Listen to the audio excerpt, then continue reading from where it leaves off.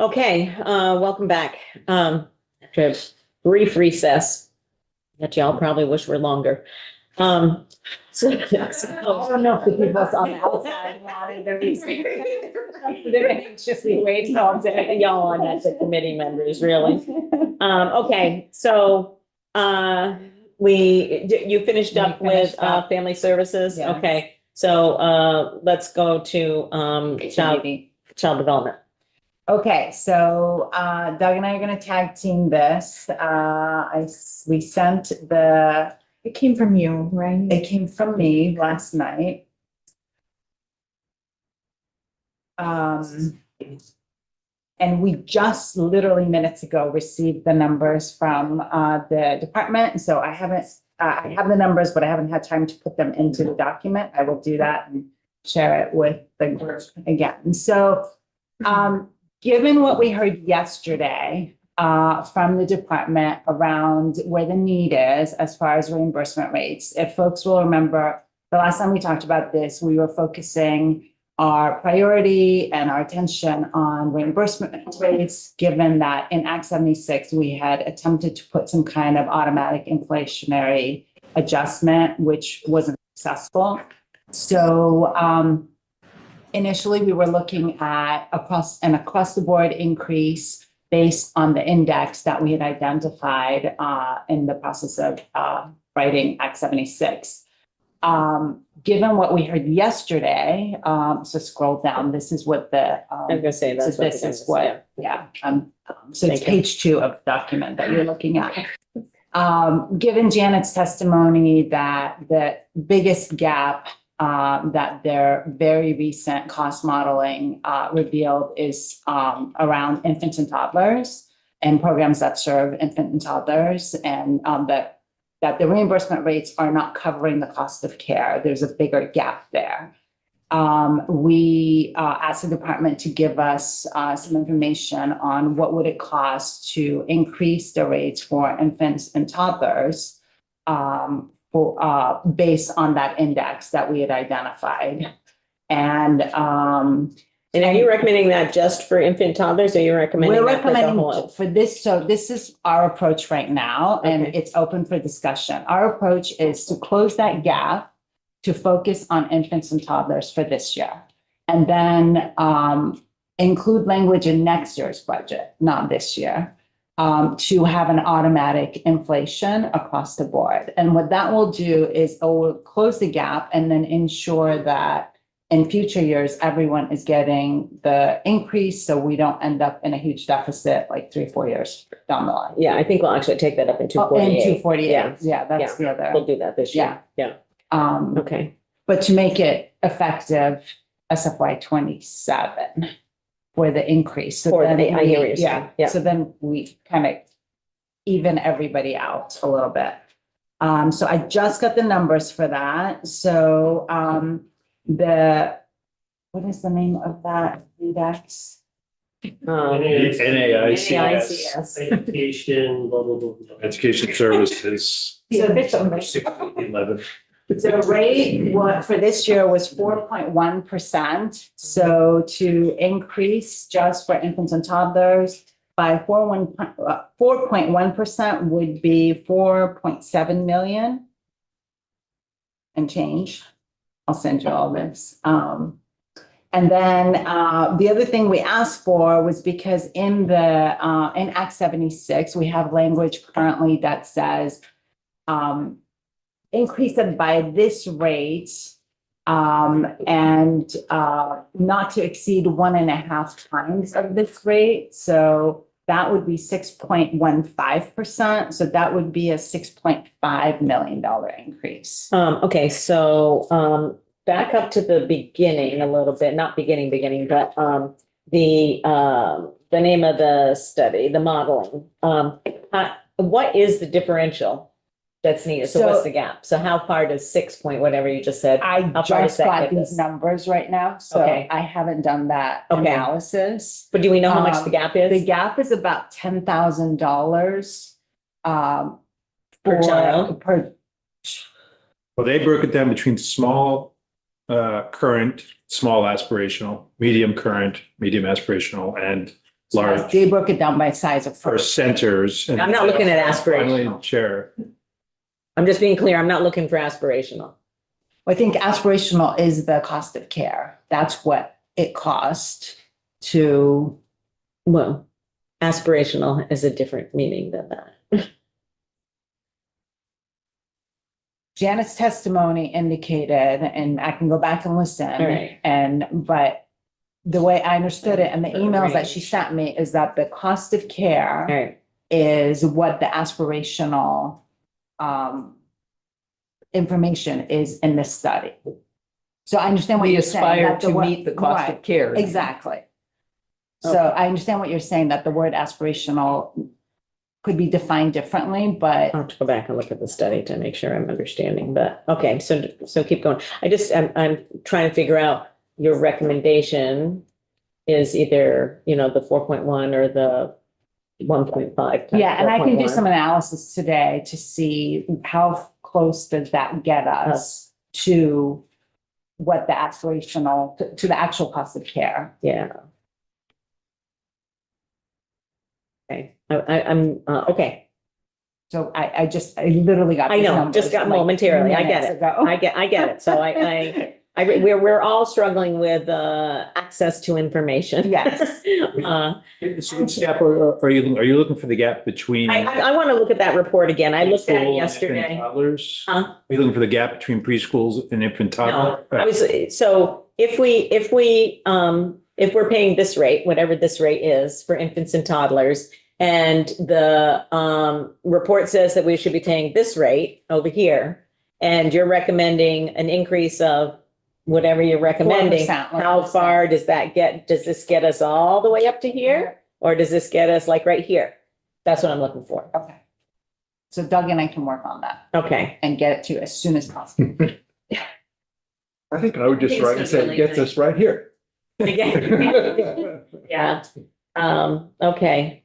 And the other challenge with this is that we were working off of increasing rates for everyone before yesterday, because we just got the information that they had this cost study done. You're right. So we That's just fair. found out about the whole gap with the infant and toddler. So we weren't really thinking about focusing on infants and toddlers. We were thinking about focusing doing an Broadly. across the board increase based on the index, which we had identified would be the thing to do to kind of make sure everyone's getting an inflationary increase every year, which wouldn't have required some of that analysis. Yeah. It would have been an across the board Right.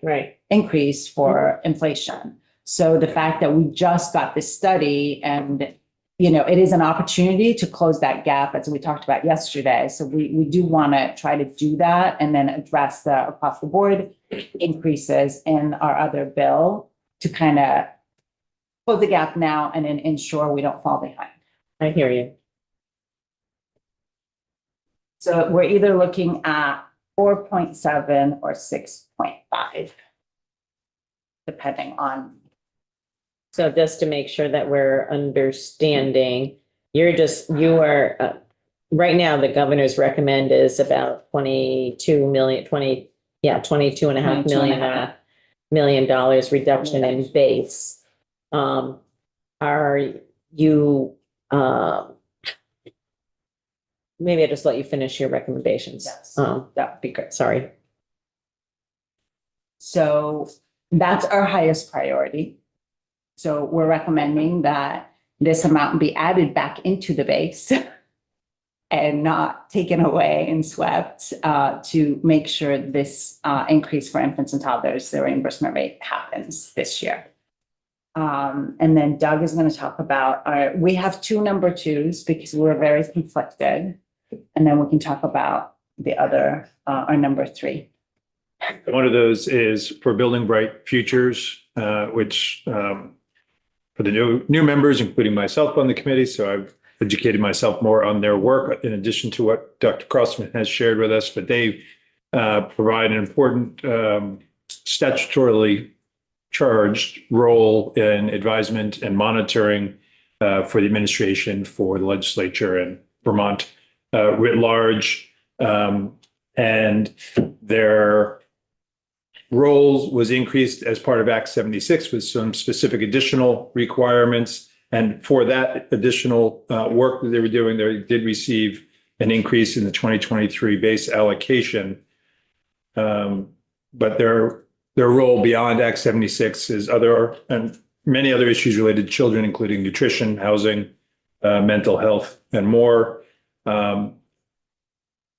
Even with the increase that we're recommending, the state funding would still be less than 50% of the operational costs for BBF annually.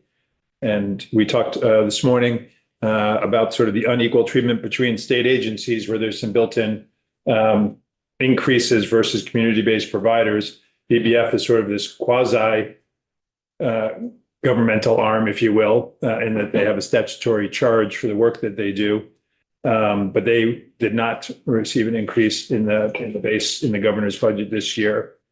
So we are recommending a $322,000 increase in their base. And again, that doesn't quite get them up to 50% of their operations. And there aren't, as I understand it, the work that BBF does is all related to what they have been asked to do statutorily. It's not like they have additional work outside of that. So they have to round out, they have to find other ways to pay for their statutorily required work outside of this state funding that we allocate through this budget process. So that's in a quick nutshell. Any questions Yeah. about that?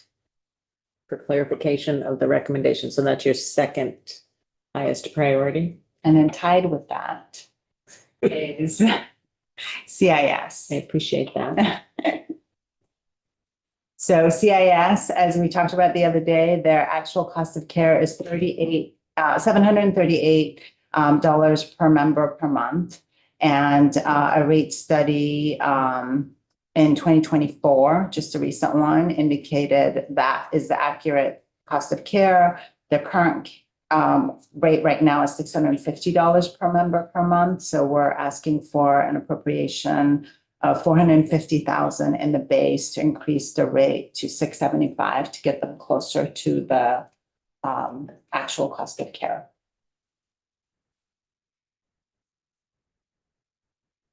Questions about that? Sorry, I closed that out, not on purpose. Now I gotta find it again. When was the last time, if you have it there, you don't need to, it's gonna just trying to find it again. When You did it, okay, there we go. Okay. So is there a, last time that they received an increase? And is this the actual cost of care been determined by a rate study? yes, Okay, it was commissioned by the CVD by Burns and Associates. okay, 2024. in 2024. And I don't have the last time they received an increase in front of me, but I have it somewhere in my. I don't think it was last year, I but don't think so either. we did it a couple of years in a row kind of thing. I remember, this is something I remember Jessica working on, Representative Brumstead working on quite a bit. So Here it is. Okay. So 22, FY 22, they went from 600 to 650.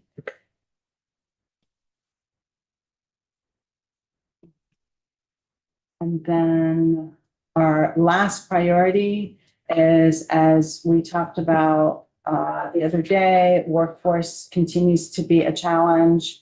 And the CVD partners with the Vermont AEYC to run a youth apprenticeship program that pairs students with sponsoring programs to get them pretty much the education and the training they need to start working in a childcare right out of high school. And that program is very successful and has a wait list right now. Important to note that the CDD is working with Vermont AEYC to clear the wait list, that there's 8 students on the wait list, and get them enrolled as soon as possible into the apprenticeship program. And they're absorbing that cost, which is about $25,000. So that's not an additional ask. We are requesting as our third priority to add 156,000 to the base, to increase that from 25 students to 35 annually, so they can support more students coming in to be added to the workforce. And then I just want to quickly touch, you'll see there's a highlighted section with the 7% copay rule.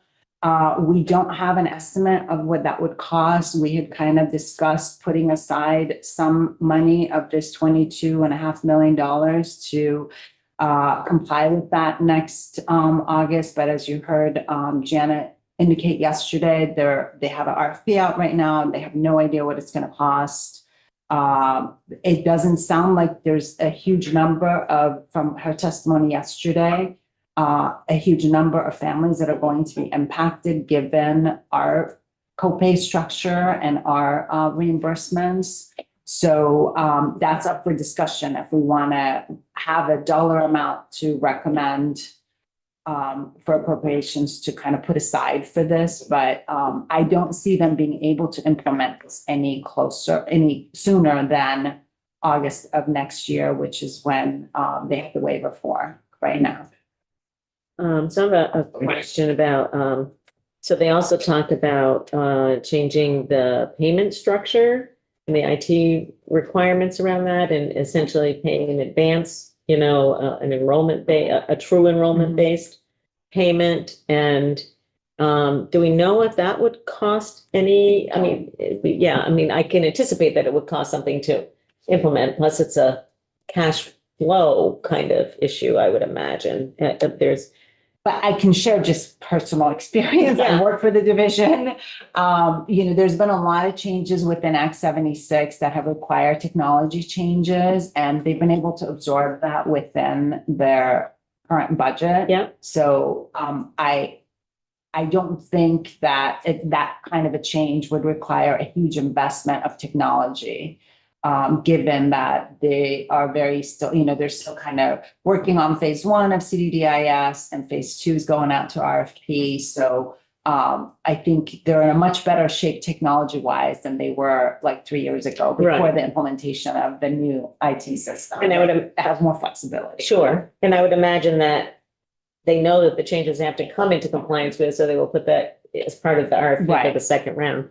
I'm just also thinking, so I wasn't thinking so much as about the IT. I was thinking about often when you go from a reimbursement methodology to an enrollment, which requires an advance payment, you kind of it really is a cash flow, and it's somewhat of an accounting thing, but sometimes you will have one full month of expenses that essentially you're paying 13 months in a 12-month period.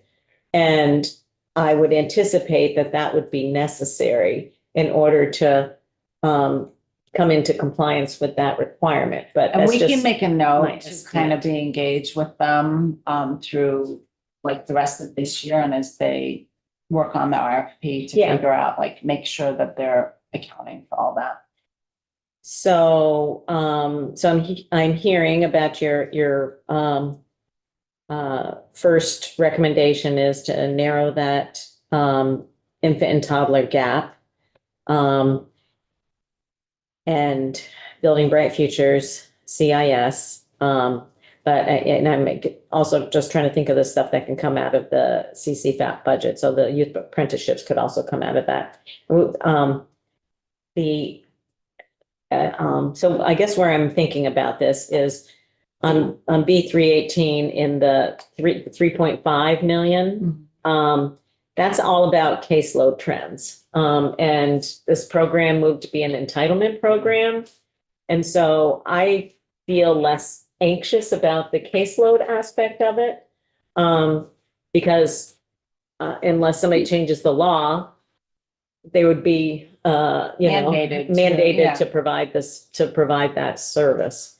I'm feeling more anxious about the 19 million. And the reason I am, in addition to what you've outlined as a potential issue or use of that, is in thinking about that 13th month and thinking about the potential federal implications of what's, there's a lot of uncertainty in federal, in the federal realm of things right now. And we have a program that's running pretty well, and the expansion is working pretty well, and we have almost the box built, but not quite. And I'm a bit reluctant, honestly, to put back that whole 19 million into the, I'm a bit reluctant to take that out of the base, I guess that's the way I'm saying it. So that's just my 2 cents, but we'll come to that when we actually see this all together, which we won't be voting on now until tomorrow when we see it all together. Okay. So I mean, we've identified potentially 6.5 million of it. And if we go all the way up to 6.1, Yeah. about 5%, Yeah. we've identified 6.5 million to be used and kept in so that reduces it. Well, and that addresses, one of our key issues that we put in Act 76 is increasing infant and toddler capacity and Right, access. This So it's would have consistent with the law. directly- Yeah, yeah, it's directly related to the law. Yeah. So, the other thing, so, I think that's something that, we have data that can support it and tell us how much it is, and we have, direct connection to the statute, so, okay. Any Any other other questions? Yes, sorry, any other questions for this team? Okay, all right. We have a portion of yours that we can get done before in the next, 211. 211, let's do 211. Yes, let's do 211. And we will be coming back here after floor votes, just reminding you. Okay, it is the.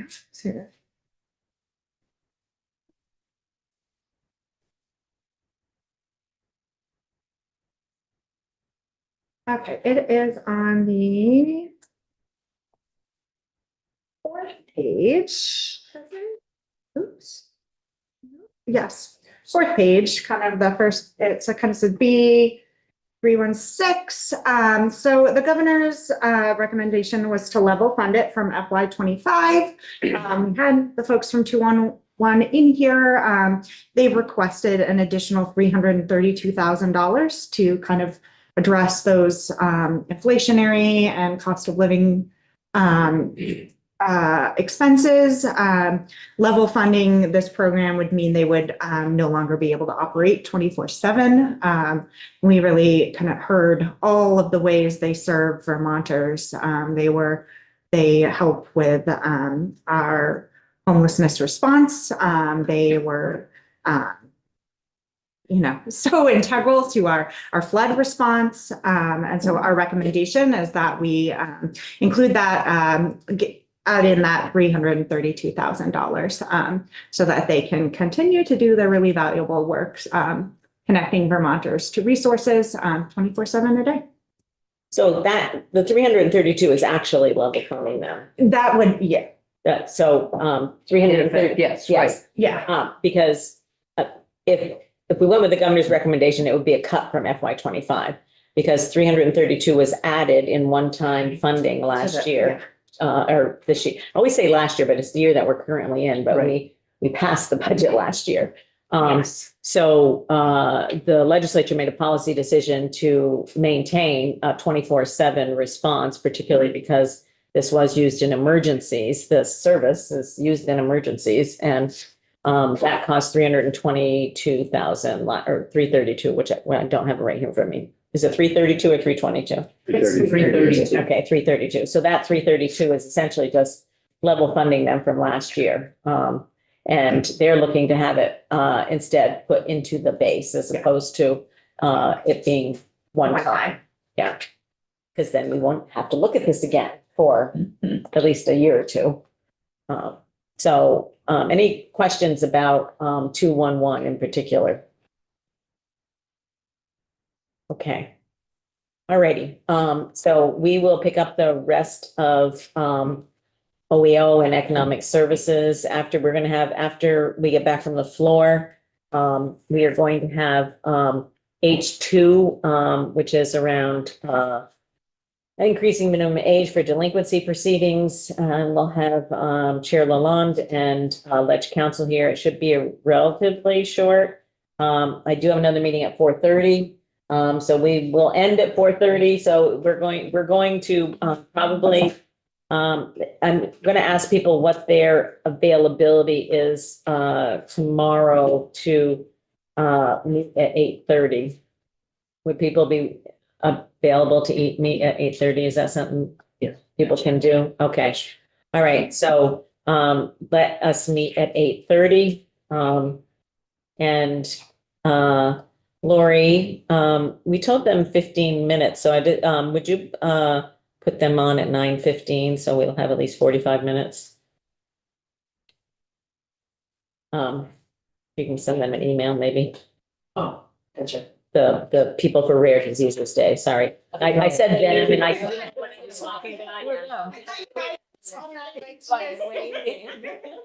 like,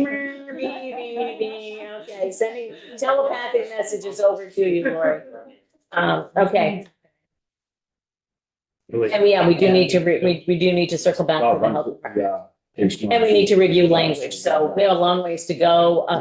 Just so you know, I am, gonna talk to, the chair of appropriations. Our memo is probably not gonna be ready until Friday. But they're not gonna do anything with it on Friday. They're not gonna do anything with it during the town meeting break, so, I mean, they're gonna wanna review it, but they're not taking any action, so, anyway, so. We we have a are probably lot. not gonna have any language, because our language is gonna be addressed in their chat. Okay, all right. Good, I like that. Okay, and if you have any changes to language as a result of the conversations that we've had here this morning, that would be helpful to get them to Katie sooner rather than later. And if you've made any changes to your document in the meantime, to assist me, would you just put like, final draft or something in the email when you send it out to people so that I don't like pick up the wrong one?